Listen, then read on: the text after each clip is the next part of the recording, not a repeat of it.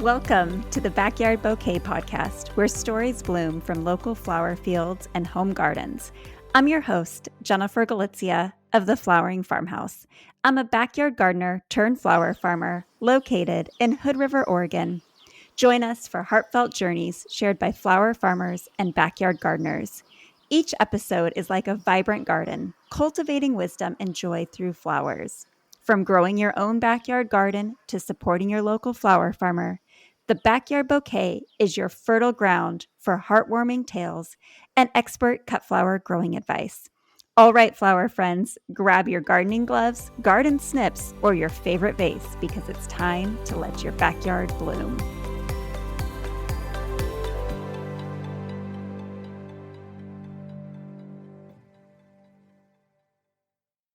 Today's guest on the Backyard Bouquet Podcast is none other than my friend Marryn Mathis from the Farmhouse Flower Farm. Marryn is a flower farmer in Stanwood, Washington. She's probably most well known for her incredible dahlia field and, of course, her amazing sweet peas. I've actually been fortunate to visit Marryn and her farm, both when her sweet peas and dahlias have both been in full bloom. Each one of them are an amazing sight to see. Besides growing cut flowers, Marryn is also a cut flower educator and the queen of growing sweet peas. Today, we're going to be chatting all things sweet peas, including Marryn's sweet pea school, growing tips, seed sale, and we'll hopefully get a sneak peek at what's in store for her upcoming book that's all about growing sweet peas.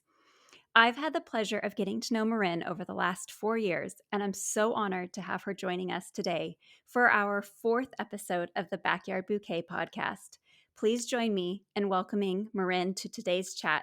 Hello, my friend. Thanks for joining me today. Thanks for having me. This is so exciting. Congratulations on the new podcast. Thank you. Thanks for agreeing to be a guest so early on in the show. I know everyone is going to be so excited to hear from you today. So thanks for being here. Thanks for having me. This is fun. So I'm going to go out on a limb and guess that most of my guest listeners have heard who you are or a little bit about you. I'm sure that most people in the flower world know of the Farmhouse Flower Farm. But for those that are new here, can you please give a little bit of a background on yourself and your journey into flower farming? Sure. So I worked in IT. I actually wrote interface coding in I call it my BFF life, my before flower farming life, for a healthcare provider here in the Pacific Northwest for 21 years. So straight out of high school, started working for them. And I sat in a cubicle all day and it didn't feed my soul. And so we took that opportunity when Farmer Finn was born to just to kind of do a reset. And through a course of a series of events, I discovered flower farming. And I just knew from the get-go that that's what I wanted to do. I was just completely, I don't want to say obsessed with, those beautiful flower photos that you see online, but I was just like, this is what I want to do. And so we lived in a neighborhood and we had always had a vegetable garden and that kind of thing, but I had never grown and cut flowers before. And when I put my mind to something, like I'm 100% in, 150% in actually, and 100 miles an hour. So we just decided one night that we were going to, my husband was like, go for it. If this is what you want to do, let's do it.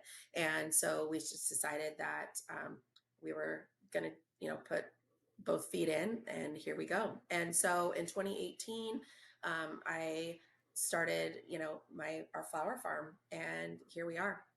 And it's grown and blossomed, pardon the pun, every year. And it's just become something that I never, I never would have imagined in a million years.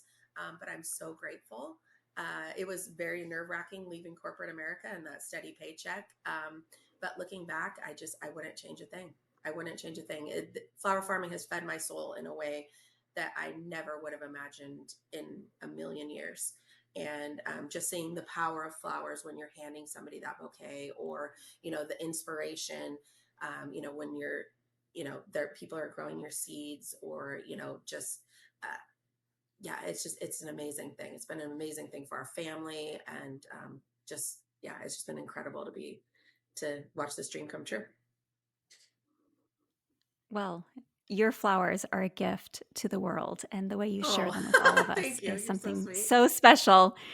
So, yeah, I'm really excited for people to hear more about you as a flower farmer and as a person. And I would love to know, do you have a favorite flower? Sweet peas have my heart. So I think the seed for me for sweet peas was actually planted when I was a little girl. My grandma loved sweet peas, and so I remember sitting on her lap as a little child, and she would tell me, about sweet peas and talk about flowers and that kind of thing. But it never really. I mean, I remember that now looking back, but I, to be honest with you, it didn't like stick with me all those years until I started growing flowers, and of course, sweet peas obviously were at the top of that list. And I never, until I grew them for myself, I didn't understand just the how much power there is in that flower and how much emotion there is in that flower. And so they have really had my heart from the very start, just because every time I see them I remember my grandma. And it's just they're so, I mean, crying talking about them. They're just such an emotional flower. Oh, So many people have these amazing memories of you know gardening as a child, or their grandmother's garden, or one of my most memorable experiences as a flower farmer was about sweet peas. And it was actually one of my first bouquets that I gave it away. It was to an elderly lady, and she had just lost her husband. And so I gave her a bouquet of mm. sweet peas, and she buried her nose in them, and she just immediately started to cry, which, of course I started to cry. And she raised her head, and she's just tears streaming down her face. And she just says, "You brought him back to me." And little did I know Oh, is that she gardened for years, and her husband had actually built her a garden, and she grew sweet peas in them. And for that moment in time, as she was burying her nose in them, she forgot, everything that was going on around her. And she remembered that time with them together. And so that is the magic of flowers. It's not, it's way more than beautiful photos. It's way more than, getting lost in the moment and all of those kinds of things. It's so much more than that for me. And so sweet peas, like I said, have had my heart from the very start. And just every season, I get more and more and more enamored with them. And I can't get enough of them. It's just my sweet pea patch is it's my it's my classroom. It's my sanctuary. It's where I learn. It's where I grow. It's where this year has just been an incredible grieving process, losing my grandma earlier this year. And yeah, they're just an amazing flower that I'm kind of on this mission that if I can get sweet peas in every garden that there is, there can never be too many sweet peas in the world. They're just incredibly magical. I think people view them kind of as oh, sweet peas, sometimes, and they're just so much more than that. So yeah, so sweet peas, hands down, sweet peas and dahlias. Don't tell the dahlias, but sweet peas and dahlias. I mean, just yeah, they have my heart. So well, it's a good thing they bloom at different times. I'm I so know, sorry right? for the loss of your grandmother. Thank you. I know how much your grandmother meant to you and how influential she was in your life. Yeah, Um, I love that you still have something that can connect you to her. I think one yeah, of the things that's so special about flowers, like you just said, is those connections that it's almost like this way that we can hold on to someone or bring back those memories and remind ourselves that they're always with us. yeah, yeah. I mean, yeah. It's. I honestly have felt her with me. I mean, this has been our biggest sweet pea season. Yeah, and I think we'll talk about that in a few minutes. But Absolutely. she has been with me every step of the way.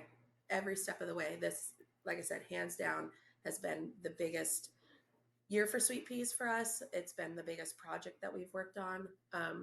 And I feel like, she was, watching over me the whole entire way. So, um, yeah, it's been very it's there's been a lot of grief, but at the same time, there's been a lot of healing as well. So, yeah, she's still with us. So, Oh, I so love this that. one I'm doing for her. So, Oh, I'm sure she is smiling down on you and just so proud. Now, you have a special name for your grandma, don't you? Mammo. So that's kind of the story with my grandparents' names. So we have our family comes from Ohio and Kentucky, and in the South, there's, a lot of people call their grandparents Mama and Papa. Well, I went back there when I was just a little teeny tiny thing, and I put my own spin on it. And so it was Mamo and Popo, and it kind of stuck. So I'm the oldest grandchild on both sides. And so, yeah, so all of the grandkids on both sides of my family call our grandparents Mamo and Popo. So it's a fun name that we have for them. And my grandparents on both sides were both married for over 65 years. And so that's where we actually have our first dahlia that's coming out this year that I've named Mamo and Popo. So that'll be really exciting, because it's after them. They belong together, and yeah, so that'll be fun. I love that. I had a chance to see that dahlia and it's gorgeous. I think I've seen it Thank actually you. twice in your field because I think it was a first or second year seedling the first time I got to visit you. That was a second year seedling when you saw it for the first time, and then this year was year 4. So we're going That's on year amazing. 5. It's very Yeah. beautiful. I Thank you. love that this is your first dahlia that's coming out to the world. Yeah, first dahlia is coming out into the world. So yeah, I'm really excited. And am I saying it right? Mamo and Mamo and Popo. Pop, Yeah, Popo. Mamo and Popo. I love it. Yeah. Kind of like the police, people call the popo. Yeah. So Oh, I popo love to it. me doesn't mean, yeah, popo to me doesn't mean the police. It actually means my grandpa. So, Oh, that's so cute. Now, does Farmer Finn also call it the same? yeah, Mamo and Popo? Mamo and Popo. Yeah. Well, he Oh, doesn't. So, yeah, my mom and dad have different. They're not Mamo and Popo. Mamo and Popo are strictly my grandparents. So that hasn't translated to their grandparents, but yeah. So they know who Mamo and Popo are. And got to meet them and all sorts of stuff. So that was fun. if I'm not mistaken, the boys got to go with you a year ago to see your Mamo and Popo or your Mamo and deliver Yeah, some sweet peas. yeah. So that was so special. We It was in July of last year, and yeah, we took sweet peas on the plane. So the boys were loaded up with sweet peas. We gave the flight attendant sweet peas. Yeah, it was a lot of fun, and we took huge bouquets of sweet peas on the plane with us, and she actually got to smell our flowers and stuff. So that was the hardest part, I think, was her being so far away that she didn't really get to experience this in person. She didn't get to see the farm in person, and so that was fun for us to be able to bring the farm to her. So she was able to see it in pictures, but she was never able to see it in person.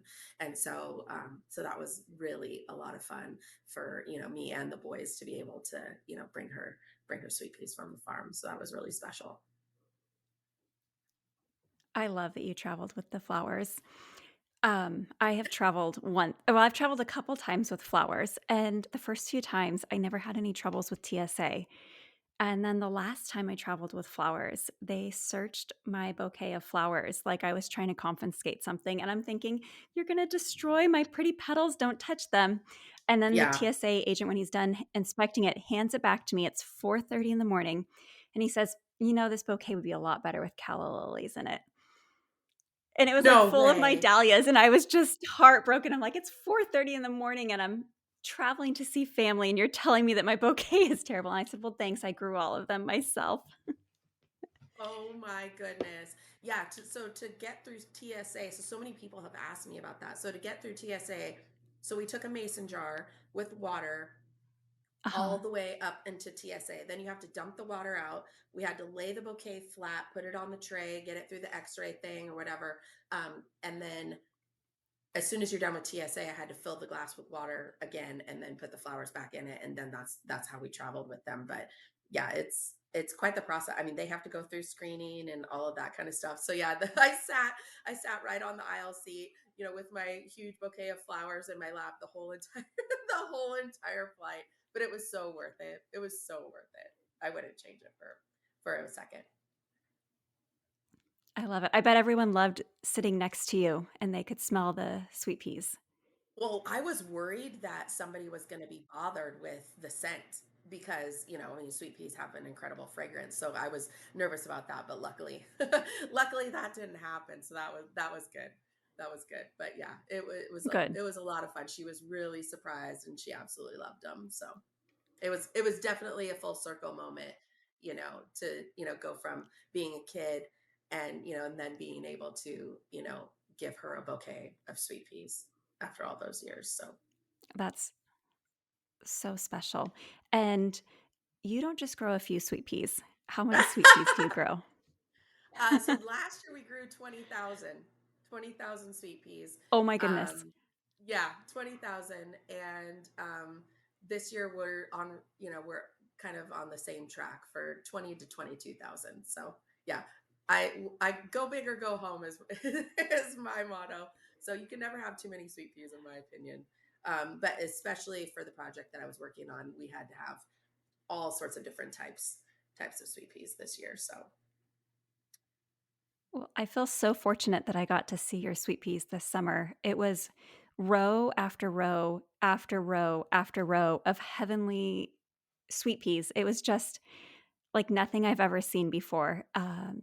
well, it's fun for me to see like through other people's eyes. And I'm not going to say that I get immune to it because I don't, because every time I walk out to the sweet pea patch, it, it's my happy place. But to see it through somebody else's eyes and just, watch them walk through, the rows and in wonder and I, that just, I can't even put that feeling into words, I just, watching somebody else experience it for the first time. Even if you've grown sweet peas before, or just to see 20,000 plants, all together in one space, it's a pretty magical thing. it's incredible. I last year grew 2 rows of sweet peas, which I thought was a lot until seeing your farm and how many you have. And I don't have space for any more. I wish I did because the smell and just the sight when they're all in bloom is so magical. Did you start with a lot of sweet peas or how did you get started with your sweet pea patch? So my first season of flower farming in 2018, we started with about a row and a half and our rows at that time were, I think, 50 feet long. That was before we moved to this farm. Um, and I want to say, I I knew what I was doing, but honestly, it was it was beginner's luck my first season. But I put my sweet peas on the farthest row of our field or our little growing space that we had. It was my first season was in the middle of vacant land. We lived in a 28-foot travel trailer. I mean, we went, all in on this place. So um, it was on the far end, and they got morning sun until about 1 to 2 in the afternoon, and then they were given the shelter of the afternoon shade from the heat. And I was still harvesting sweet peas in October, and I didn't realize that Oh was, my goodness. you know, that was exceptional, right? Like I was wearing a scarf in the fall harvesting sweet peas on top of an orchard ladder because they were almost 12 feet tall, and it was just kind of that secret sauce. Basically my first season, and ever since then it's just been, I can't get enough information about them. I want to try more. I want to do this, I want to do that. And how can I be more successful, that kind of thing, and just sharing my love of them with other people. And so I got so many questions about, how do you do this, how do you do that? And that's where my sweet pea school workshops kind of originated from. So many people were asking me questions about them, and I'm like, okay, when I first started flower farming, I think that's the beauty of this journey, right? Is sometimes life can take an unexpected twist. And when I first started, I had this, envision in my mind, like I wanted to do farmers markets, I wanted to do weddings, I wanted to do all these things. I never once thought about teaching. Um, and the opportunity presented itself, and I'm like, okay, let's do this. And I find I get such an energy from teaching other people about my love of flowers, about sweet peas, how they can grow sweet peas. I mean, just all of it. It's such invigorating for me, or so invigorating for me, that I can't get enough of it. I can't get enough of it. And so that translated, Sweet Pea School. We've had people attend from 26 different countries from all over the world. Wow. And it's just been this amazing thing to be a part of, just the love of sweet peas. And sharing the love of sweet peas, and just seeing so many people excited about these, flowers that have been around for honestly hundreds of years. And they're just so relatable. They're so emotional, but they're so relatable at the same time. Mm-hmm. And, a lot of people think that they're very high maintenance, and in all actuality, they aren't. It's just there's very specific things, and, some little tips and tricks that I've learned along the way, that can, really make you more successful in growing sweet peas in your own gardens. And it's just kind of caught on. And you've joined me for my sweet pea school workshop a few years back, and I it's been a have. lot of fun to see kind of it just kind of grow and spread. So yeah. Well, as a past student, I can say you are a great teacher. Before taking your class, I planted a row of 50 feet of sweet peas, but little did I know you don't plant them in late June, early July. And I had a very unsuccessful first year with them, and I had lots of pests. And I think my longest stem was maybe like 4 inches long. It wasn't a very long cuttable stem. And then I knew you already, but I saw that you were offering the sweet pea course online. So I took your class, and then I decided to plant a lot more sweet peas. A lot more for me was, I think I had about 400 plants, which was about 2 rows. And Good start I had though. a lot of sweet peas that year, and I had a great Yeah. success thanks to your class. So I hear that you're teaching some more classes this year. Is that correct? Yes, so my next workshop will be on Saturday the 20th. It's at 10 a.m. Pacific Standard Time. So tickets are available on our website. And the beauty about it is it's Zoom. So no matter where people are in the world, they can attend. And we talk everything from start to finish. It's about a 2-hour workshop. And then start to finish about what you need, you know, to know about growing great sweet peas and how you can be more successful. But yeah, that's a lot of people don't realize that sweet peas like it cold. And so the earlier that you can start them, and there's different, combinations, like, people live in warmer zones, cooler zones, that kind of thing. So if you really tailor it to your specific growing zone, there are definitely different ways that you can be more successful in growing your sweet peas for sure. And your course is live, right? It's not a Yeah. pre-recorded class. Live access. It's very interactive. We do a Q&A. So we do, people put their questions in the chat, and then at the very end of the class, I go through and I answer everybody's questions. My goal with the Sweet Pea School workshop is I don't want anybody to leave with having any unanswered questions. And I want people to know that this is way more than a workshop to me. I want you to be successful in growing sweet peas. So if they have any questions along the way, I am here to answer them. It's not just, here's my workshop, watch it, attend it, and then you're on your own. If it's, I'm still there for you after the fact. So, during the season, if you have any questions and, or concerns, or if something's come up and it just doesn't look right, like, I'm there to answer any of that. So it's for me, it's way more, it's kind of my mission in life. I feel like, to have people be more successful, more sweet peas in the world, all of that kind of stuff, sharing my joy and the beauty of flowers with others. So it's way more to me than just, just that workshop. So yeah, it's been a lot of fun, and I've actually, become friends with a lot of my Sweet Pea School attendees throughout the years. So That's great. I love that it's live and interactive so that people do get to engage with you and ask those questions. I think that's a huge benefit of the class that you offer.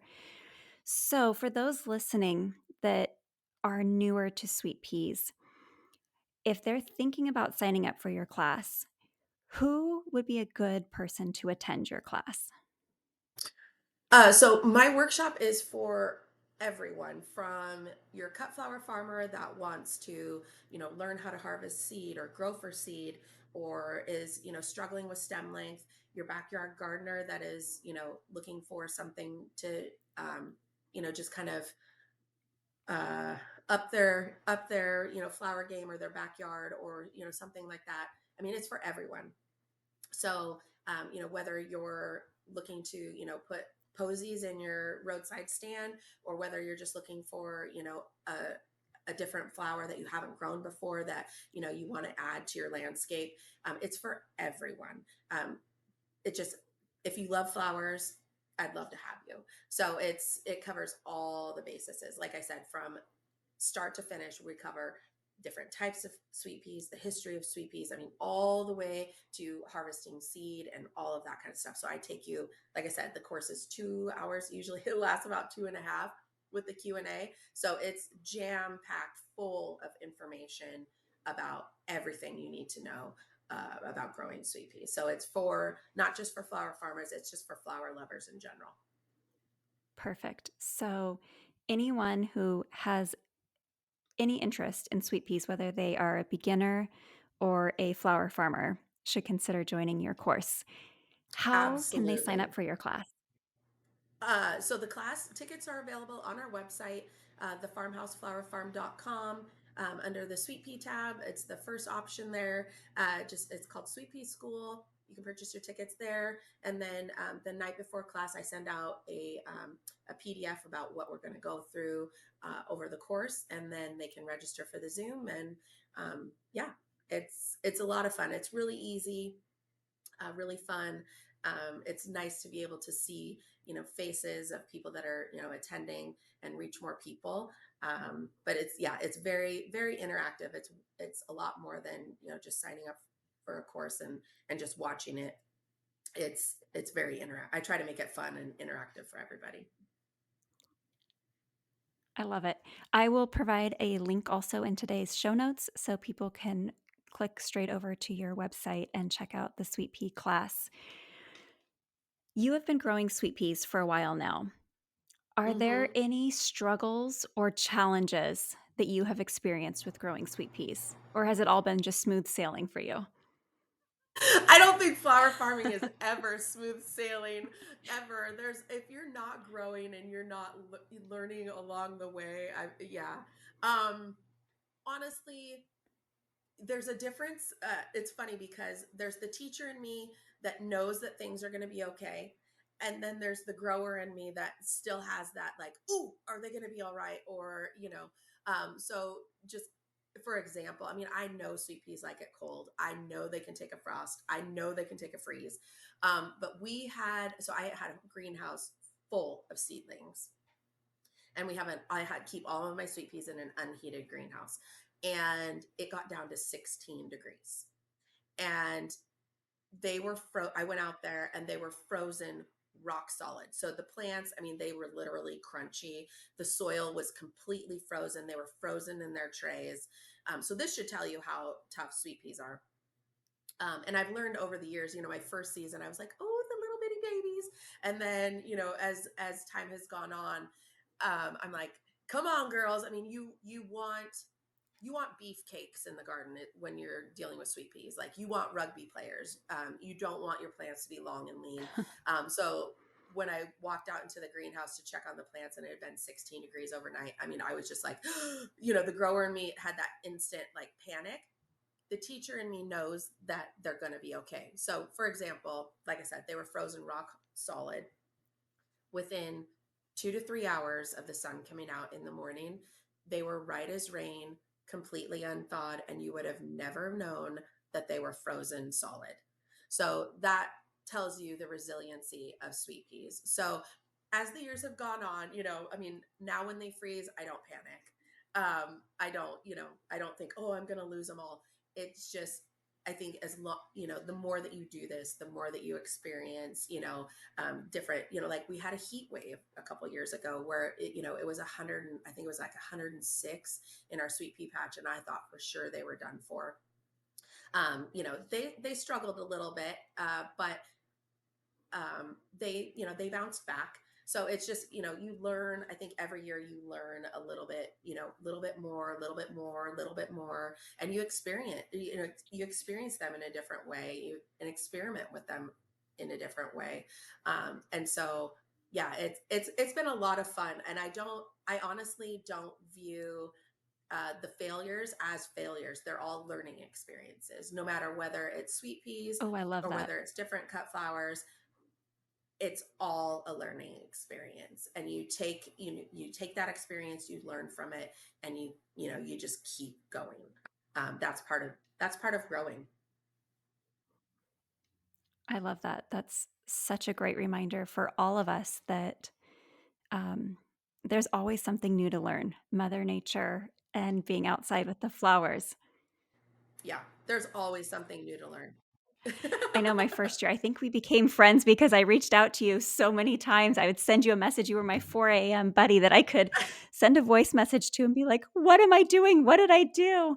And I've gained some confidence over the years, but there's so many lessons that I learned that I think for those that are starting out, and let's just maybe keep it for sweet peas, someone that's starting out with sweet peas, what is one reminder for them that would be helpful as they're getting going?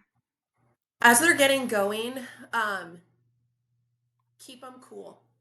I think it's easy when you are starting out. It's that nurturing within us, right? Like we want to nurture, we want to grow, and sweet peas like it cool. I think the number one mistake that people make when starting their sweet peas is they start them too warm and they don't give them enough light. And that those two things in combination can really hurt you in the long run. So sweet peas germinate between 50 to 55 degrees. So don't put them on a heat mat. Don't make sure that they're in an 80-degree temperature, that kind of thing. If you start them warm, it's gonna, yeah, that's the number one thing. They'll just bolt, and then, once they get long and lanky like that, it's really hard for them to recover, if at all. So start them cool, and remember that they're tough, and they're not like a lot of flowers that, we start on, flower farms. They like it cool. So that would be my number one piece of advice for people that are just starting out is, don't baby them. They are tough. That sounds like my kind of flower. There's so many things to do that if you could not have to baby something, that Yes, sounds amazing. exactly. I mean, 50 to 55 degrees, once they germinate, once those little snake heads pop through the soil, I put them out into my unheated greenhouse and they grow cold. And that's what they like the best. They will respond to that very, very well. They will grow slower at those cooler temps, but when grown cold, sweet peas are more successful when they are started at the right time and they're started at the right temperature versus started too warm and then you have to recover from that. They like it cool. So remember that with sweet peas, and you'll have way more success in the long run. So keep it cool. Keep it cool. New saying for 2024. When do you start harvesting flowers from your sweet peas? So flowers will start blooming for us towards the end of June, and all through July. Then they start setting seed in August. So sweet peas don't like generally temps above 80 degrees. And I actually very rare, unless it's for photos, very rarely, just because we grow for seed, um, very rarely cut my sweet peas. And so, yeah, we'll start getting blooms, like I said, end of June. And then depending on if they're an early flowering variety or not, if it's an early flowering variety, we could get flowers in May. It just depends. on, Oh, wow. the variety, just because they require less hours of sunlight to induce the bloom cycle, versus, other varieties as well. But usually June through August is a really safe bet. And then September is really, it's all about seed. And, there's some that will still, continue to bloom, but the more you cut them, the more they grow. So if you let them set seed, then, your plants will start to kind of, fade quicker than those that if you're still cutting them and you're still harvesting those flowers, they're still rejuvenating, they're still growing, they're still doing their thing. So it depends on your temperatures. If you get really high heat, then they might, start to kind of peter out a little bit towards the end of the season, but usually June through August. That's a nice long season, right in time for the dahlias to start blooming. I know. My favorite part of the season is when, there's still sweet peas, but then there's the first dahlias. And then it's like, it's that, moment where, my two loves combine. And yeah, that's a pretty awesome time of the season. Short lived, but it's, it's pretty awesome. My sweet peas have never made it to dahlia season, so I'm envious. I would love to see them in a bouquet together. So you said you let your sweet peas go to seed. What do you do with those seeds? We actually sell the seed. So we harvest all the seeds and then we sell seed on our website. So we have a rainbow of, kind of known for the sweet pea rainbow now. But we have a rainbow of colors and varieties available on our website. Our seed sale this year will be on January 25th. So we have all of our varieties are on our website, that we'll have available for sale. And then, yeah, we grow most of them. Most of them are for seed. And you have this massive team that helps you harvest the seeds and pack them up and ship them out, right? It's us. It's us. I mean, we're truly a small family farm. I mean that from the bottom of my heart. So we literally will sit at our dining room table at night and we package sweet pea seeds as a family. Farmer Finn, I'm sure you guys have seen the videos on Instagram where he's, counting to 10 and putting the sweet pea seeds in the packets. So, no, we do not have a team for shipping, and we have like our big launches and stuff. We'll bring in family and friends and stuff. They help us, but yeah, it is truly a small family farm in every sense of the word. So there's a lot of pride and a lot of love that goes into every packet that's sent out of, whether it's sweet pea seeds, other seeds that we grow here on the farm, or dahlia tubers, all of that. It's just there's a lot of love and a lot of time that's gone into everything that we send out. I was completely kidding because I know how hard you work. I've seen the photos of you sitting at your dining room table sorting seeds with the boys. And I Yeah. think it's just so amazing because, one, it's awesome that you do it as a family, but the life skills and the dedication that you're showing those boys is really amazing. I mean, I've been to your farm, I've seen them. Your boys have pride in the field and the farm. And I mean, Farmer Finn, he's how old now? He's 7. He's Yeah, he's 7, and 7, he and makes his own bouquets and harvests. yeah, so he tells me all the time that he's going to take over the family business. And I think that's the beauty of this too is, when we got into flower farming, we wanted to do something as a family and, to show our kids like, digging in the dirt and hard work and all of that. Um, and it's become something way bigger and more special than we could have ever imagined. And yeah, we do, we sit there as a family, we do this as a family. Farmer Finn especially has taken a liking to flower farming. He's done little tutorials on dividing dahlia tubers and planting daffodil bulbs and all sorts of stuff. But he makes bouquets. He harvests all of so when he makes a bouquet, he harvests all the flowers and makes the bouquet and arrangements, and they sell out every weekend in our farm stand, every time. It's just, Oh, he is so proud of those bouquets and puts so much love and effort into them. It's so heartwarming just to see, your kids finding so much joy and, and stuff, and sharing the beauty of flowers with others as well. So it's not just us, it's it's our whole entire family. I love it. You are literally planting the seeds of the future generation. Yeah. No Yeah, pun intended literally, there. literally. So I wish I could do arranged marriages and set them up with my daughter. They could be the future They flower did. farmers together. They got along really well when Olivia was up here. They had a lot of fun. I mean, they were running around this farm like, all over the place. You and I were out in the dahlia field and they were just, being farm kids. It was a lot of fun to see. Yes, Olivia came home and decided that she was going to start helping with the breeding, and she made her own little list of the plants that she's going to cross pollinate this year. So it's really Oh, I fun love to that. see. No, I mean, so there's been times where uh, you know, Farmer Finn has picked something that he likes, like in our dahlia seedling patch, where he's picked something that, I necessarily didn't think, it didn't really catch my eye, but it caught his eye. And so he has his own little selections and stuff that he's made. So it's been a lot of fun, just teaching them and seeing, what they gravitate towards and what colors, speak to them and, who they are. And um, just becoming, little men, kind of thing. So it's been a lot of fun. That's so fun. And did I see that Farmer Finn has his own dahlia also? He, yeah, he has his own dahlia. He's been eyeing the seedling patch.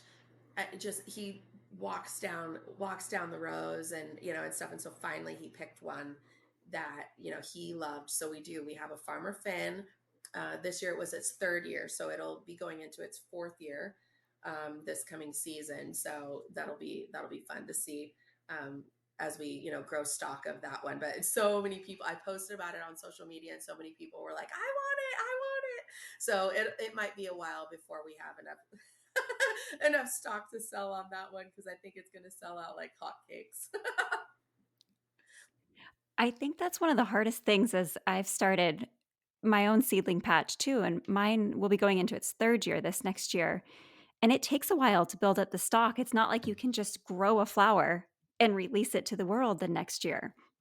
No, it starts out as a seed the first, as you know, the first year, and then you know dahlia genetics are very, very interesting. And the more I do this, and the more I work with them and experience them, I mean, there's so much that can change. The reason you can't, or you shouldn't, I should say, sell a seedling in its first or second year is those genetics can change as the years go on. So I've actually seen beautiful seedlings the first and second year totally change the third year and be completely different than it was in year one and year two.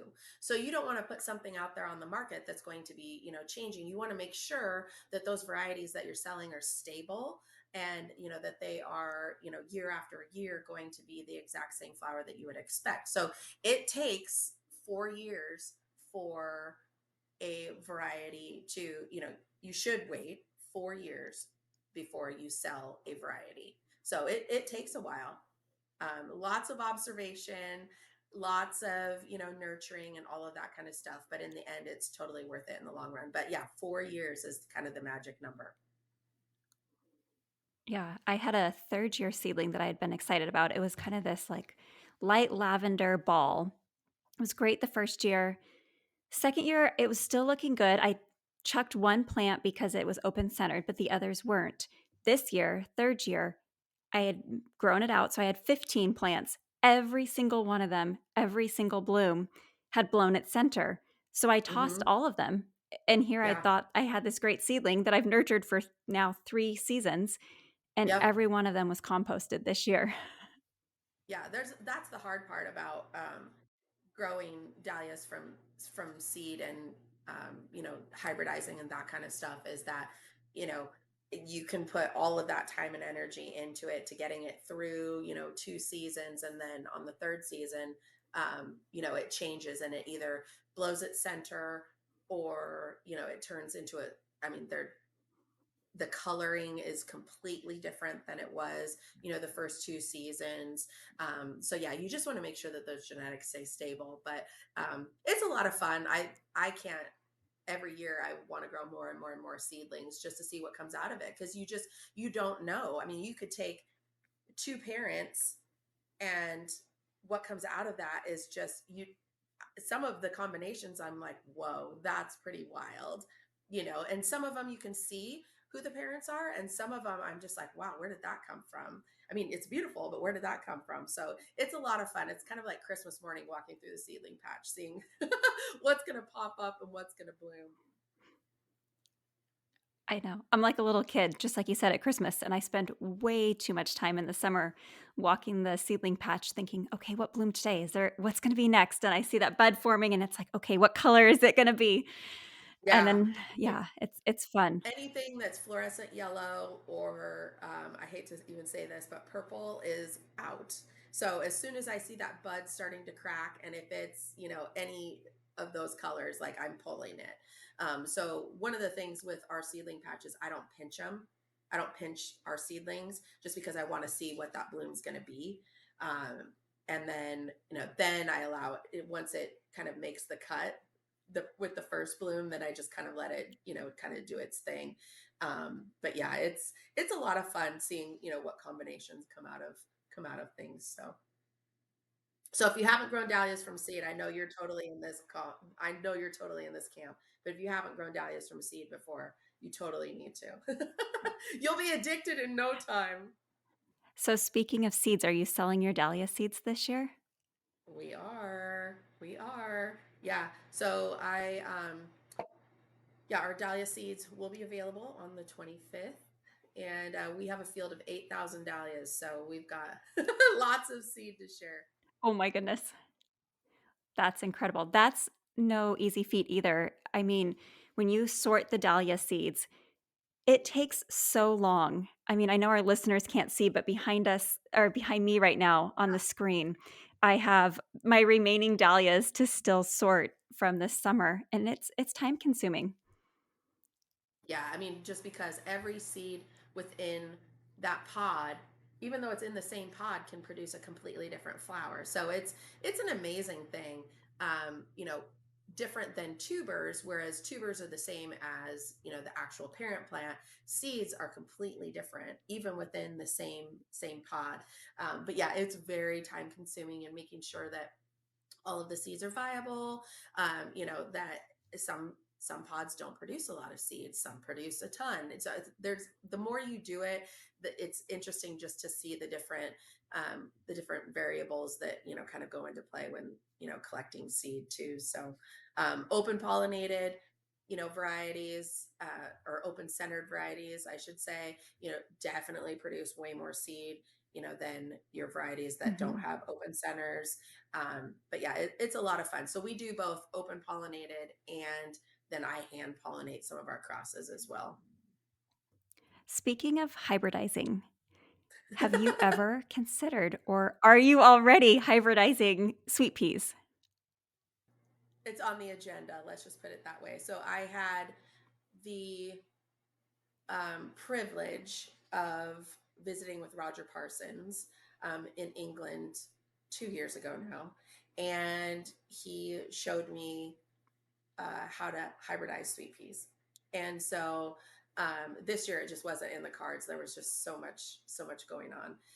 So this next year, you think dahlias take a long time to hybridize. Sweet peas take a really long time to hybridize. I mean, there's been some varieties that have been released that, they've been working on for over 10 years. So, for every new sweet pea variety that you see out there, there's so much work that goes on behind the scenes, again, with genetics and, just making sure that, everything stays stable and, yeah, just scent and fragrance and vigor and all of those kinds of things. But yeah, that was one of the one of the coolest things that I've experienced as a flower farmer. Was, honestly, I mean, as a sweet pea lover and an avid sweet pea grower, was meeting Roger, and yeah, and being able to walk through. In fact, my first sweet pea that I smelled in 2022 was actually in his sweet pea patch. So that was pretty special.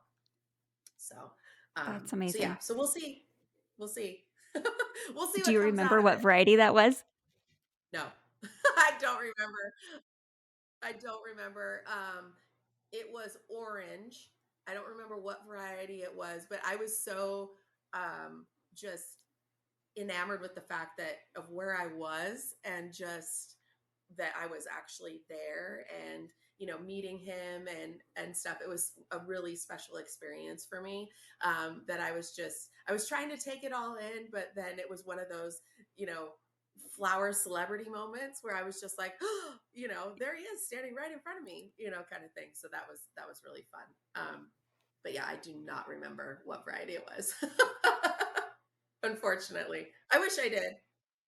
I just remember who I was with. I mean, it was my friend Nicole and Roger and I, and that was it. And so it was just this once in a lifetime experience of being able to just, ask him any question that I wanted and, talk to him about sweet peas and, really just kind of pick his brain and see, how he does it. And it was just an amazing experience that I'll remember for the rest of my life. So, yeah, very, very cool. That's an awesome opportunity that you had. Well, I know I've taken a lot of your time today. There's one thing that we haven't talked about yet, though, that I would love to hear more about. And I think that everyone else that's listening also is dying to know more about your sweet pea book. You're writing a book.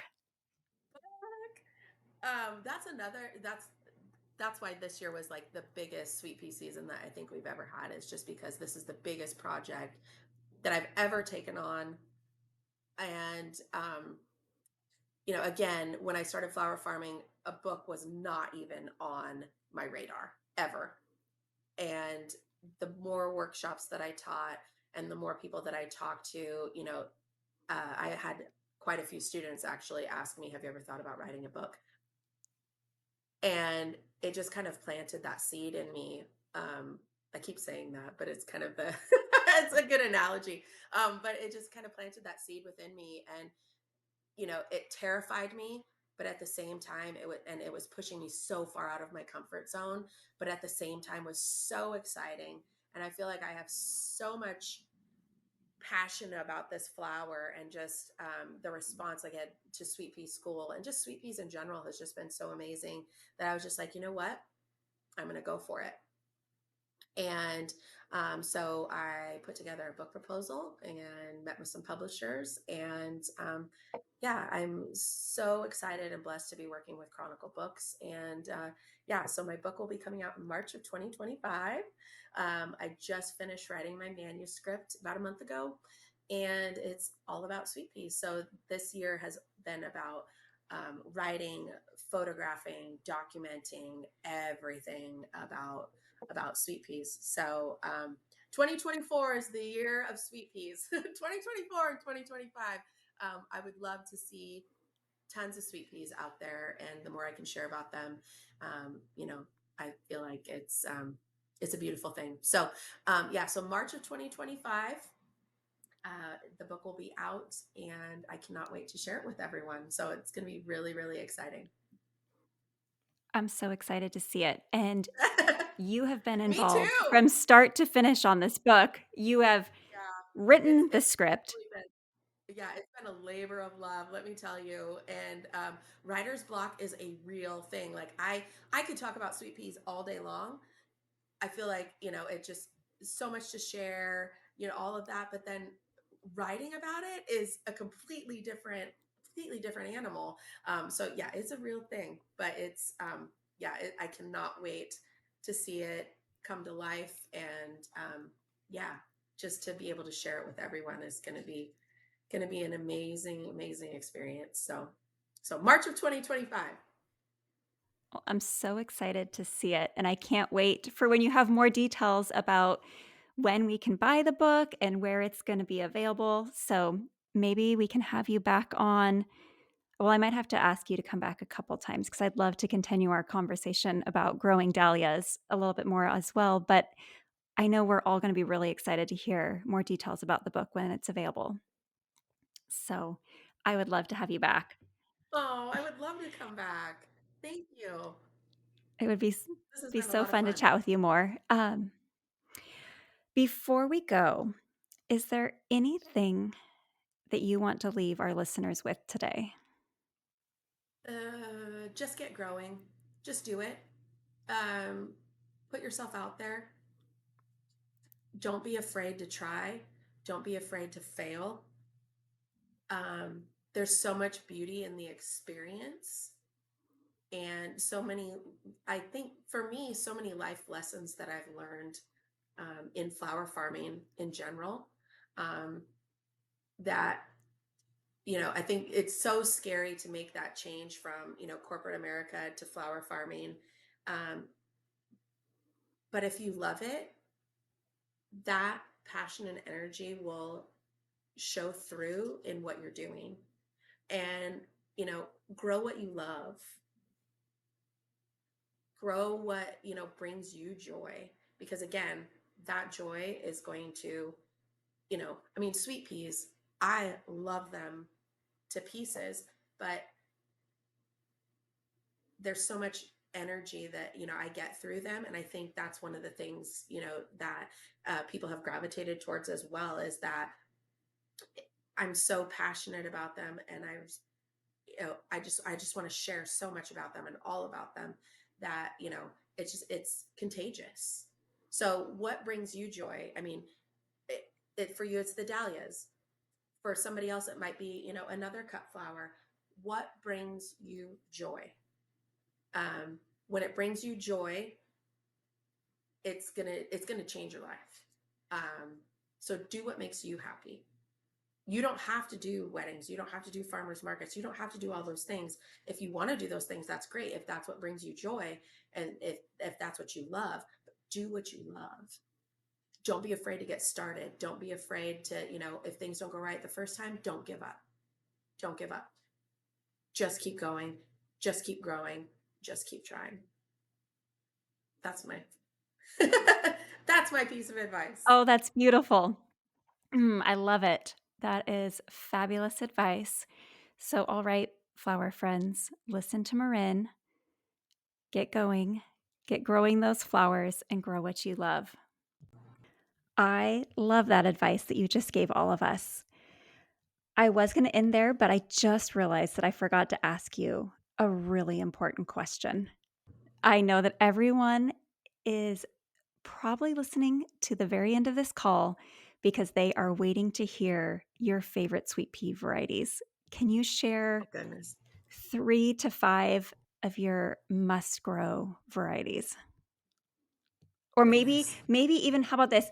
What are the top 3 to 5 varieties that people should look for on your seed sale? Oh wow. Uh okay. King's Ransom. That's the one that everybody wants because it's super hard to find. It is the That one is one of stunning. the Oh, it is one of the most beautiful sweet peas that I've ever seen. I mean, the color is incredible.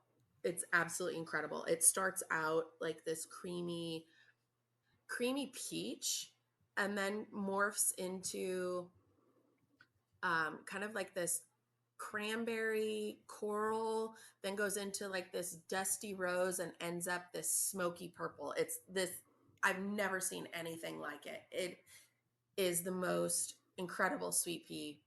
Honestly, it's so put that one at the top of your list. Um, I know that when I went to your farm this summer, I kept sneaking back in your greenhouse to take a peek at that because it was so beautiful. It was just mesmerizing. It reminds me of like a bearded iris, just like the way the colors kind of flow through. It's stunning. It's on my wish it's list. so stunning. Yeah, it's so stunning. I cannot get enough of that one. It's so funny because I knew that people would want seed of it because it's so hard to get. So I cut very few flowers of that. Though I cut maybe one, two handfuls, and we grew over 400 plants of it this year. And that's as Wow. little as, because I knew that people would want seed, and so we have a good amount of seed to sell. But yeah, it hands down will be the first one to go at the seed sale. My next favorite is probably Castlewellen. I absolutely love the color on that one. Really long stems. It's a really light, blushy peach. Beautiful, huge flowers, great fragrance. Love that one. And it goes with so many different color palettes too. I mean, it can go with blush, it can go with white, it can, be a bridge color to get your oranges and your creams to match. I mean, it's just, yeah, it's incredible. Blue shift is, we call that the tie-dye flower. Here on the farm, the boys think it looks like tie-dye, which it kind of does. It morphs from, I mean, no two flowers are the same. So it's purple, magenta, all sorts of different shades of blue. It's absolutely stunning. That one was bred by Dr. Keith Hammett, and it's just it's just it's a color shifter for sure. Just absolutely gorgeous. So yeah, so those three for sure. Next on my Bix, I gotta have Bix on my list. She's Mm. just so beautiful. One of the most stunning blush varieties that you could possibly grow. I grew her my first season and have grown her every season since. Just really long stems. So if you're looking for cut flowers, if you're going to do wedding work, anything like that, put Bix at the top of your list. Oh man, there's so many good ones, Jen. Um, I don't know how you can go wrong with any sweet pea, really. I know. It's like picking it, when people are like, "What's your favorite?" I mean, what's your favorite dahlia? Oh, yeah. So I mean, I would say those four would definitely be at the top of my list. But there's so many good ones. Like I don't know which one. I feel like I'm